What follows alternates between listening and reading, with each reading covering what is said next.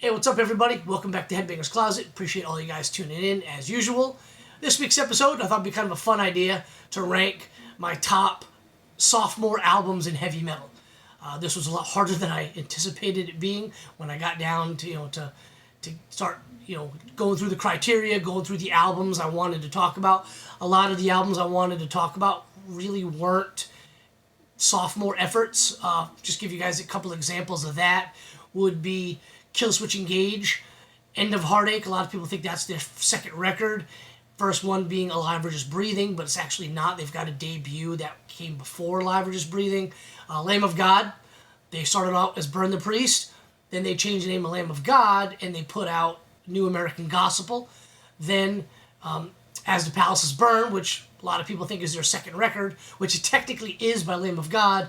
But to be fair, they were really Burn the Priest before, so As the Palaces Burn is actually their third record. So, like I said, a little bit harder than I thought.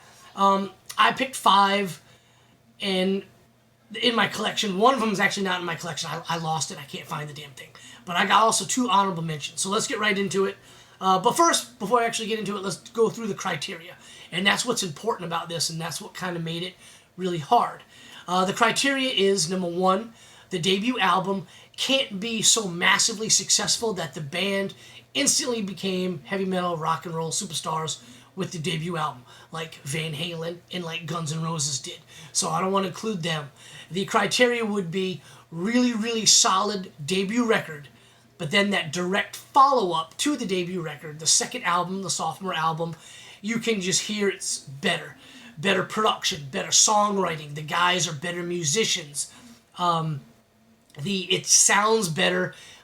They're in a better studio. The record label's got more money to spend on the recording process, so it just sounds better, better produced, I guess, if you will. That's the criteria. A second album that when you hear it, it sounds better, you know it's better, and you can tell they're about to just become, metal rock stars. Maybe not with that second album, but they're on their way that eventually with the third, they're going to get there. So that's the criteria. So using that criteria, I was able to kind of narrow it down and got a couple of honorable mentions we'll discuss. First one is Hatebreed's Perseverance, came out in 2002. The debut album was called Satisfaction is the Death of Desire. They do have a EP demo. It's got a monkey on the front. I got that on the rack behind me. But this is their legit second full-length major record label release. Great album. It takes the hardcore elements from the first album. It just makes them better. Everything about this album is better. The songwriting, the playing, it just sounds better. And this is the album that really made them a household name in the hardcore scene. Started headlining their own club tours and theater tours, which they're still doing to this day. They're not selling out at arenas, but they're a hardcore band, and that's not really what hardcore bands are about. But when it comes to hardcore, these guys are the top of the game. Still my favorite Hatebreed album to this day. Next one, Slipknot's Iowa, came out August of 2001. They had an EP called Mate, Feed, Kill, Repeat. And then the first album was that Roadrunner Records release. I think it's called the Barcode album. Maybe self-titled. But anyway, that album came out and it created a lot of buzz. They were playing clubs. And then this one came out. They had a couple of videos on MTV in regular rotation during the day. And it just blew up. They became one of the hottest bands in metal at the time, the early 2000s.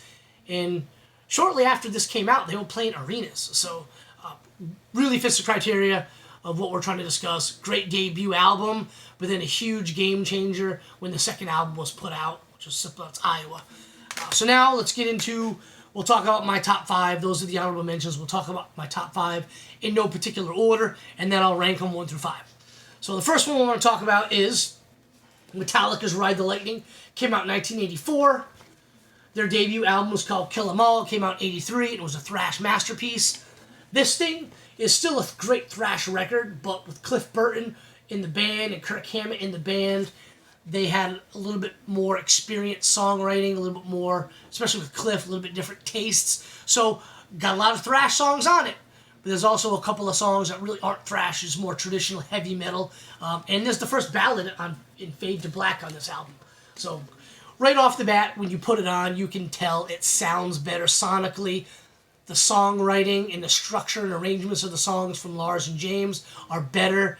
The playing's better. Kirk brings a lot of new elements to the band, a new dynamic to the band with his soloing. It's not just Dave Mustaine, shredding through every song. There's a lot of harmonies and melodies in his guitar solo. They really fit the songs. Cliff comes in and really brings that, influence in the other kind of genres in music that he was into, classical, stuff like that. Really puts his influence on the band and the songwriting process. Really just sounds so much better. Not only is one of the greatest sophomore albums of all time, it's one of the greatest heavy metal albums of all time. So, again, really fits what we're trying to talk about here with Sophomore Records. Next one we're going to talk about is Megadeth's Peace Sells But Who's Buying. This came out in 1986. And just like Metallica's Ride the Lightning, Megadeth had a thrash masterpiece with their first album called Killing Is My Business and Business Is Good. Where that one leaves off, this picks right back up. And sometimes all it takes is just a new dude in the band to make the album just sound a whole lot better. Brings in a new dynamic, kind of like Cliff did with the songwriting on Ride the Lightning. This happens a good bit on Peace Sells But Who's Buying. Dave is a more experienced player. The songs are better, the arrangements are better, production's better. You can really tell that Megadeth just took a giant leap with this album. Great record. So the next one I want to talk about... so the next one I want to talk about is actually I don't have in my collection right now. I lost the CD and I don't have it on vinyl. It's Anthrax, Spreading the Disease. And even though I don't really have a physical copy of it in my hand to show you, I couldn't leave it out just because it is a thrash masterpiece. It's a phenomenal record. Yes, Fistful of Metal was awesome, but once Joey Belladonna joins the fold and they really get that cohesive unit writing, Dan and Scott just riffing it up, great songs, great arrangements, great structures, it sounds better, production's better, everything's better, just like all these records we've talked about already. Everything's better on it, but Joey Belladonna singing really puts that stamp on how great of an album it is. And like I said, with Peace Sells But Who's Buying, sometimes all it takes is just one new guy in the band to change the whole dynamic, and then they're off and running to becoming metal, hard rock superstars. So, Spreading the Disease by Anthrax is number 3 that I want to talk about. Number 4 is Iron Maiden's Killers. This came out in 1981. Great album. On this particular album, just like the others, the songwriting is better, the sounds better, there's way better solos on this album. They did their very first world tour on this record, so again, fits the criteria. Better album. You can tell they're really about to blow up with this thing, and then they really did with the next album when Bruce joined the band on The Number of the Beast. That's when they really, really blew up. But phenomenal album. A lot of people think this is one of their best albums. I agree. It's definitely in my top 3 favorite Iron Maiden records. Phenomenal record. And then the last one we're going to talk about before we do the ranking is Motley Crue's Shout at the Devil from 1983. If you dig this record, go to my videos, click the video button, and scroll down about 2 months worth of videos. I do my Shout at the Devil album and my metal origin story. But this is a great record. Their debut album, Too Fast for Love, was phenomenal. Got a lot of buzz in the metal media. The fans were digging it. It was kind of that new, not really hair band, I like to call it sleaze rock. But then when this album came out, it was more of the same, but heavier. So instead of sleaze rock, it was sleaze metal. The songs are heavier, they sound better, the writing is better.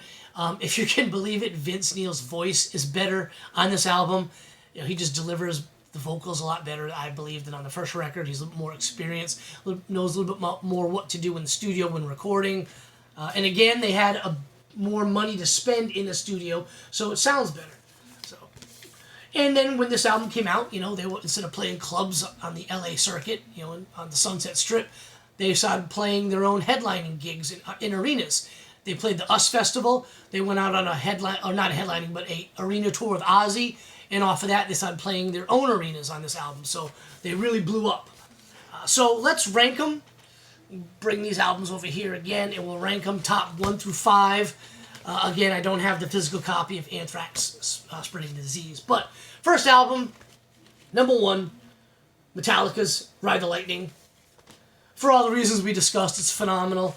This is the blue Walmart version that I picked for this video.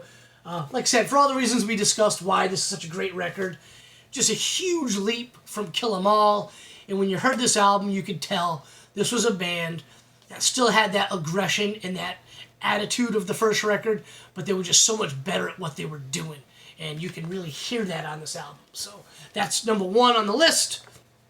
Number 2, 1 and 2 don't really change for me. Motley Crue, Shout at the Devil, 1983, just phenomenal album. Like I just said, they were sleaze rock, then they turned into sleaze metal, and it just, game changer. They had a couple of videos on MTV as well, just blew the doors off what everybody else was doing.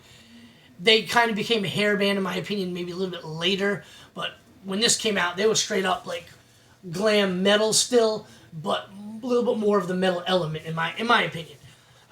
And then, like I said, they blew up, started playing arenas. So the next one is Spreading the Disease. That's number 3 on my list of best sophomore records. It's a phenomenal thrash album. Still stands up to this day as one of the best thrash albums ever. Number 4 is going to be Killers by Iron Maiden, the 1981 release. Like I said, the first album, Iron Maiden self-titled, phenomenal. But when this one came out, you could tell a huge leap from the first record, and that's why it's on the list. Great sophomore album. And then last, but certainly not least, and like we're splitting hairs here, it's a razor-thin margin. I love all these albums, but I gotta rank them somehow. Megadeth's Peace Sells But Who's Buying from 1986. Phenomenal record, just a great thrash masterpiece. Again, still thrash royalty to this day. But as a sophomore record, it really fits the criteria of what I was kind of trying to do here. Really just put it on. First couple songs, you can just tell Megadeth just stepped up their game and became a hell of a lot better at what they were doing. And it only got better from there. So that's my list, 1 through 5. You guys leave me a comment down below. What's your top 5 or top 10 sophomore albums in metal or hard rock? Love to hear your list. And hit that like and subscribe if you will, please. Go find me on Instagram, Headbangers Closet. And until next time, guys, cheers.